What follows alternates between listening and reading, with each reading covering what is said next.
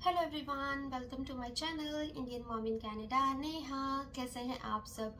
उम्मीद करती हूँ आप सब बहुत अच्छे होंगे। मैं भी बहुत अच्छी हूँ। बहुत दिनों के बाद आज मैं आपके सामने एक बहुत ही इम्पॉर्टेंट वीडियो लेकर आई हूँ।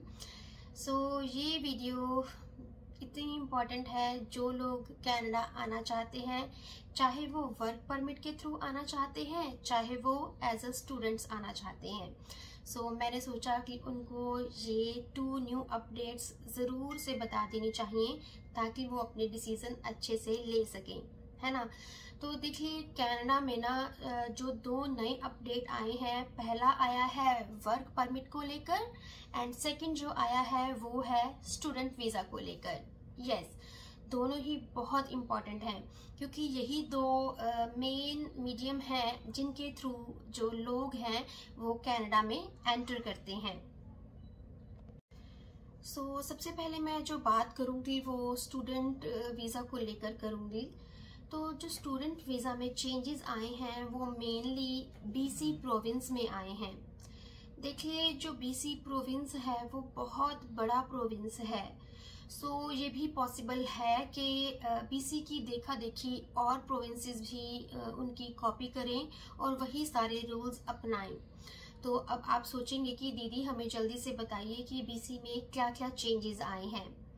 पहला जो इम्पॉर्टेंट चेंज है वो ये है कि बीसी की किसी भी पब्लिक कॉलेज में और यूनिवर्सिटी में जो स्टूडेंट्स का एडमिशन होगा वो जस्ट 30% ही होगा। इन्होंने सीट्स बहुत लिमिटेड कर दी हैं, वो बहुत लिमिटेड सीट्स ओनली 30% ही हैं। अगर कोई भी कॉलेज और यूनिवर्सिटी इनसे ज़्यादा सीट्स अवेलेबल करवाएगा तो वो बहुत खतरे में आ सकता है।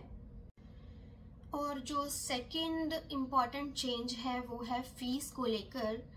इसमें अब हर कॉलेज को एंड यूनिवर्सिटी को इंटरनेशनल स्टूडेंट्स को फीस प्रॉपरली बहुत ही ट्रांसपेरेंट वे से बतानी होगी एंड उन्हें पूरे कोर्स की फीस बतानी होगी विद GIC। बिकॉज आपको पता ही है कि GIC अब डबल हो गई है। इंडिया में बैठे लोगों के लिए या मींस इंटरनेशनल स्टूडेंट्स के लिए वो डबल GIC पे करना बहुत ज़्यादा मुश्किल हो रहा है। उसके साथ फीस भी होती है कोर्स की। अगर कोई भी कॉलेज, कोई भी यूनिवर्सिटी उनको ट्रांसपेरेंटली नहीं बताएगी फीस के बारे में, तो उनसे उनका जो लाइसेंस है वो ले लिया जा सकता है। एंड इसका एक और भी बेनिफिट इंटरनेशनल स्टूडेंट्स को होगा कि वो यहाँ पर आने से पहले सब कुछ अच्छे से सोच लेंगे कि वो यहाँ पर आकर इतनी फीस अच्छे से भर सकते हैं, उनको कोई दिक्कत तो नहीं होगी और उनके पेरेंट्स भी मेंटली प्रिपेयर हो जाएंगे। एंड जो थर्ड इम्पॉर्टेंट चीज़ है, मैंने थोड़ी सी तो अभी डिस्कस की है पर इसको कंप्लीट कर देते हैं।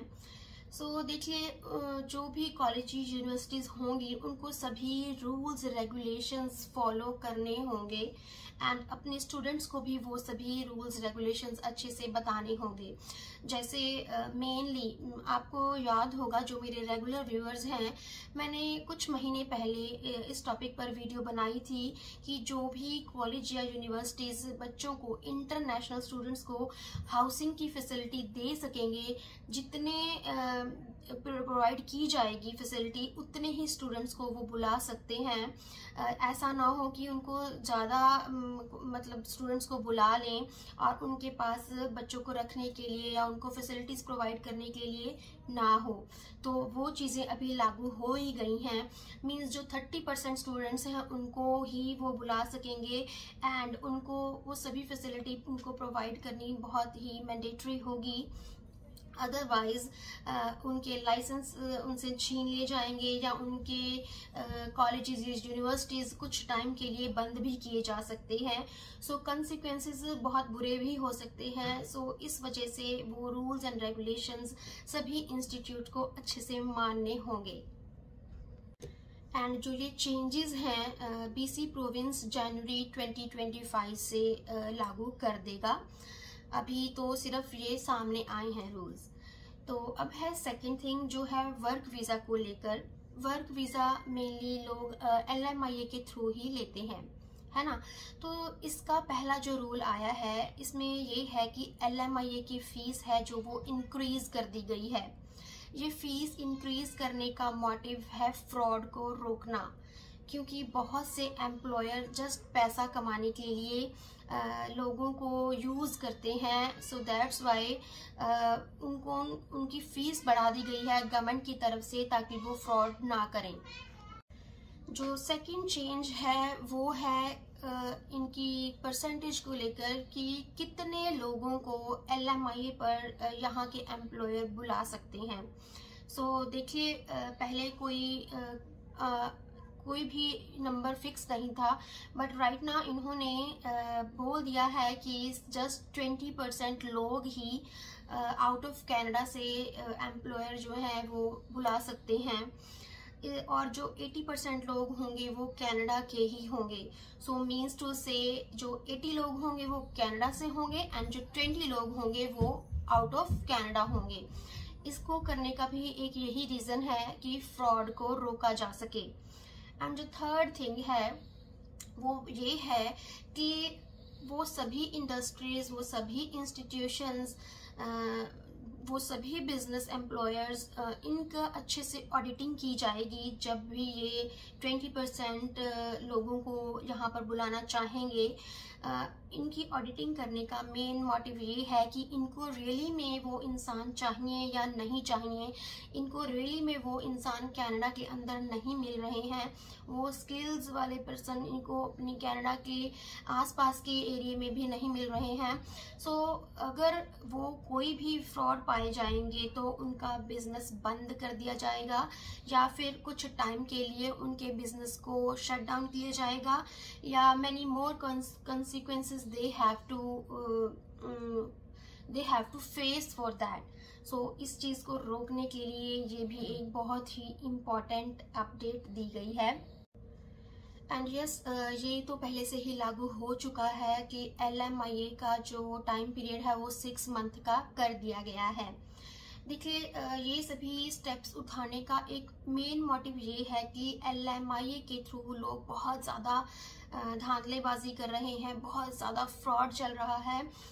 लोग क्या करते हैं, जस्ट पैसे अर्न करने के लिए LMIA के थ्रू इंडिया से, सपोज मैं इंडिया की एग्जांपल देती हूँ बिकॉज आई एम इंडियन, सो वो नाम मुंह पे ज़्यादा आता है।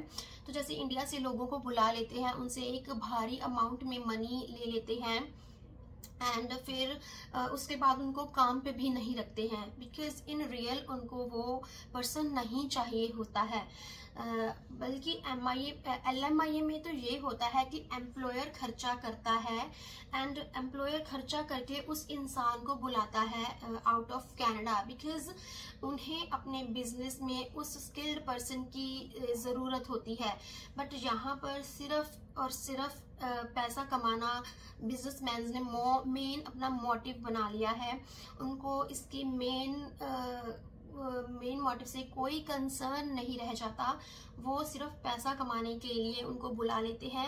And I personally know many person जो ऐसा पेड LMIA करके यहाँ पर आए हैं, और उन लोगों को उन्होंने अपनी एम्प्लॉयर ने अपनी कंपनी में, अपने बिजनेस में कोई जॉब नहीं दी है, या स्टार्टिंग के टाइम में थोड़ी से दिन के लिए दे देते हैं, फिर ये बोल दिया जाता है कि हमें आपका काम पसंद नहीं आया, आप बहुत स्लो काम करते हो एंड हमें आपकी ज़रूरत नहीं है। सो वो क्या करते हैं, उनको जस्ट पे स्लिप्स दे देते हैं जो कि इलीगल है, क्योंकि वो पर्सन वहाँ पर काम तो नहीं कर रहा, बट उनसे पैसे लिए हुए हैं, या आप सीधी लैंग्वेज में बोलिए कि उनसे पैसे खाए हुए हैं।